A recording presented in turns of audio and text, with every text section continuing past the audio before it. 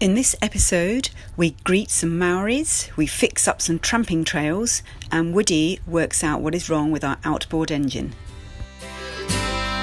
You and me, we're family. The bond that we share is as deep as the sea.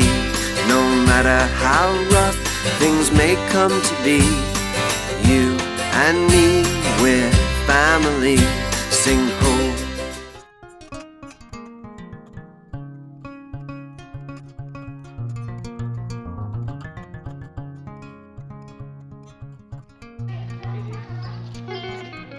Today we're going to be visiting the Waitangi Museum. It's kind of like a cultural centre museum thing, and yeah, hopefully it'll be really fun. We anchored in the lovely bay of Tangi Bay near Paia, and we took the dinghy ashore. All who come to this country have to cross a vast stretch of water to get here. Now people have to navigate the unknown waters of relationship, and sometimes they clash. The first people to discover this land were some people from Polynesia. Contact with outsiders led them to define themselves as Maori. So the first explorers to visit was a Dutch explorer, Abel Tasman. The Dutch map makers called this Land of Nieuw-Zeeland, after Holland's coastal province. Basically, the Maoris kind of like some of the materials that the Europeans had, like mirrors and scissors, and the European explorers needed food and water, so they began to start the exchange of goods.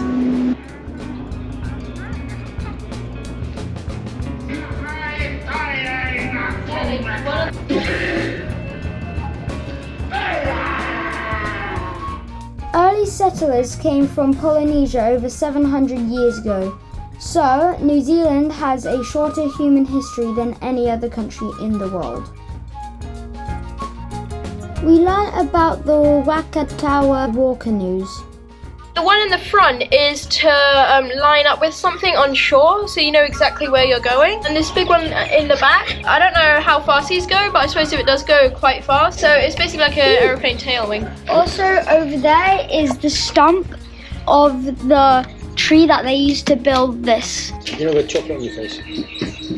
So the other thing about this Waitangi Treaty Grounds, you can also walk through this rainforest, and apparently there's kiwis living in these forests. Kiwi birds actually have the smallest beak in the world because beaks are measured by the nostrils to the end of the beak, and because kiwis have the nostril hole things on the end of their beak, it's like only about that much. Scientifically, they have the smallest beak in the world.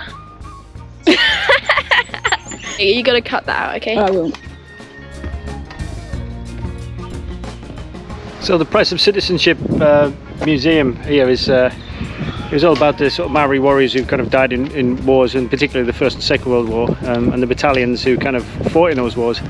And we visited quite a few war memorials around the world, from Malta and Gibraltar, and now here in New Zealand. I'm always left with a real kind of sense of just sheer gratitude that these guys sacrificed so much so generations that came after them wouldn't have to, and it's like I'm so grateful that I don't have to fight, and my boys don't have to fight, and these guys kind of did so much to kind of build the world that we're in today. And there's a lot of criticism for the world that we're in today, and yet we never seem to stop and count our blessings about what the sacrifices of people who came before us for our life to be so peaceful now.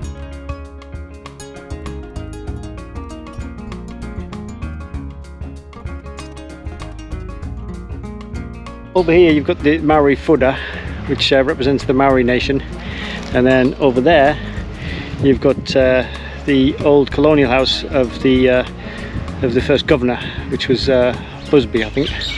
And so you've got the two buildings representing the two parts of New Zealand. So you've got the sort of European settlers and the Maori indigenous population back here, and they basically face each other in harmony, as if they're talking to each other. So this is the Fuda where they do all of the governance and ceremonial things. It's traditional Maori architecture, built obviously from the native wood. And that's supposed to represent the rib cage. Let's go!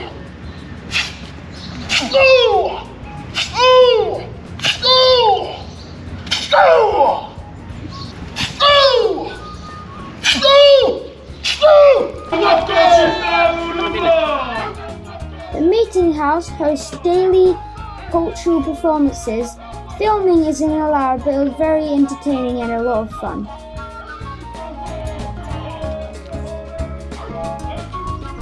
I feel that there's still a lot of unresolved issues with the treaty that was signed in 1840, I think it was, and the treaty was kind of quite hastily put together, and so there's a lot of wrangling about, you know, what was agreed and what wasn't agreed. In fact, after the treaty was signed, about a decade later, there were wars. They call them the New Zealand Wars now, which was kind of a bit like a civil war, I guess, between the Europeans and the Maoris, and that kind of went on for quite a few decades. And but eventually peace broke out when they realised that nobody was actually going to win, and now you have the nation of New Zealand. So after that, it was back to the boat for dinner and time to explore New Zealand for ourselves. So we went to the Waitangi Treaty Grounds, and we did that kind of first after the first week, and it's great. You get a ticket and you can go for 2 days, and I've got to say it's a great way to start, you know, exploring New Zealand. If you like following our story, please hit the super thanks and help towards the creation of these videos. And if you'd like to have more access, we would love it if you join our Patreon family, where you get ad-free videos, cockpit sessions, downloads, guides, and you can message us directly. We picked up anchor and headed back to Russell, previously called Okiato, to find the original flagstaff.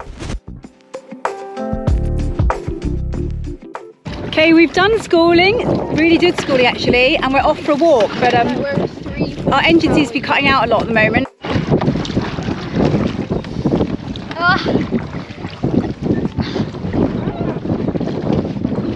This is amazing.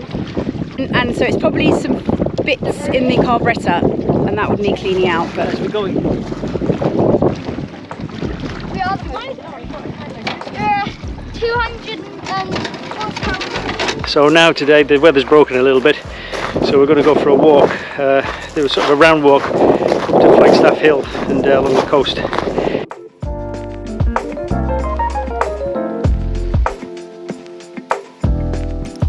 Parakeet. Yeah, parakeet. Yeah, that's a parakeet. Was it? A parakeet. And here we are. This is the first bit of the walk. It is Flagstaff Hill, so up to the top. Okay, so this is where they put up the flagstaff after the signing of the Waitangi Treaty, which we know about. So this was back in 1840. But then since then, they put it up. It was chopped down by Henehongi's men, and then it was put up again, chopped down again, and about 4 times this happened. And in the end, the British gave up. Then war broke out, and then later on in 1857, the Honi, Hiki and Maoris got their own sort of tree they chopped down, and they brought up here 400 men, and they put this one up, and so they called it Wakakohahitanga, got it, which means sort of being at one with the Queen, because apparently since the 5th time it went up, when they put it up, the piece has always remained, it's never been broken. That's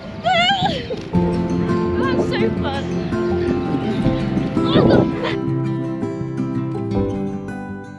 So that's a neat idea. They've got buckets of gravel at certain kind of bucket points along the trail, and you have to kind of pick one up and take it to another place so they can spread it. Okay, there's a system that you can take some gravel and put it on the muddy areas so it doesn't get, you don't slip. So that's what we're going to do.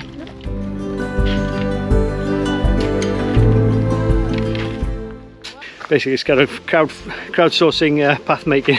It's quite a good idea actually. I've never seen that before.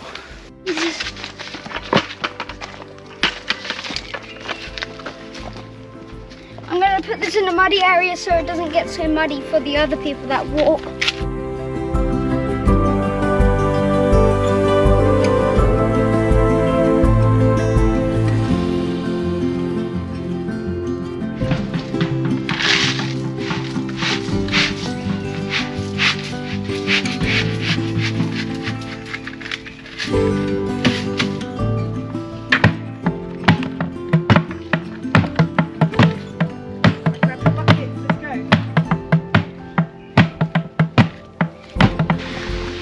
We're taking the empty buckets up to help the people to make the path a bit better.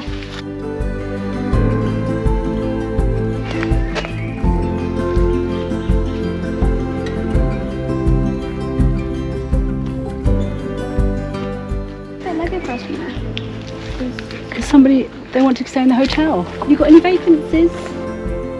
No, look, it moves your candidate. Oh no. Oh my Don't go near That's it. not a real spider. No, that's not on the... That is not a real spider, That is is it? not. No. Should I see?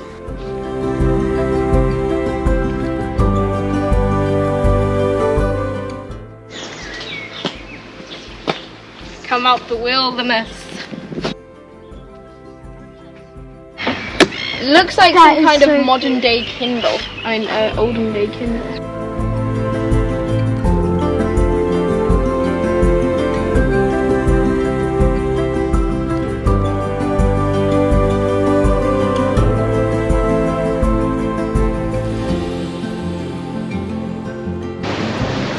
Yay, we did it! So we made it, we got to the top and had a good look round, and the rain kept off. Yay! I think it was Bill Bryson in one of his books about when he lived in England. He said he used to marvel at how the British used to walk up a rain-soaked hill on muddy paths, get to the top, pour themselves a tepid cup of tea, and dunk a really unimaginative plain biscuit in it and go, whoa, lovely. You wouldn't find any Americans doing that. What's your example of an unimaginative brisket? What do you say? So like an unimaginative biscuit would be like a ginger snap or a digestive, you know, something that hasn't got any sort of chocolate on it.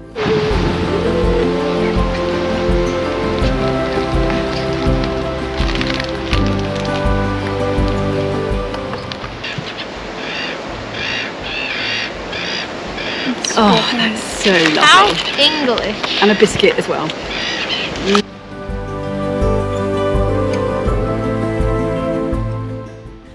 Back to the reality of boat life, Woody has to get his head stuck in to work out what is wrong with our outboard engine. So that's what it looks like now.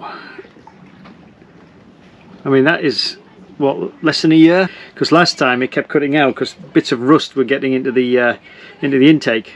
And so I replaced the whole lot thinking that would last another few years, but it hasn't even lasted a year and it's rusted up already. So I reckon that's the reason that we're having problems again with the Honda outboard.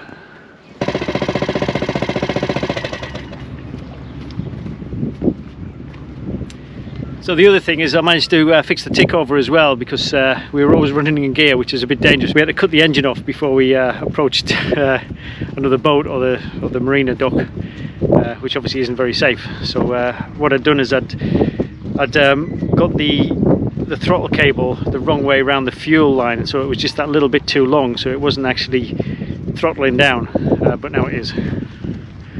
Paddle then.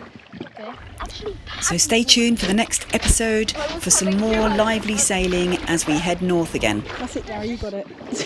Okay, whoever side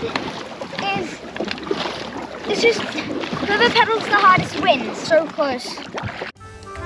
Thank you for watching and enjoying these videos. So if you're the type of person that would like to thank us in return, then you can simply click on the Super Thanks button below, or otherwise you can support us on Patreon and get more than just 4 videos a month from as little as $3 a month. We look forward to seeing you there.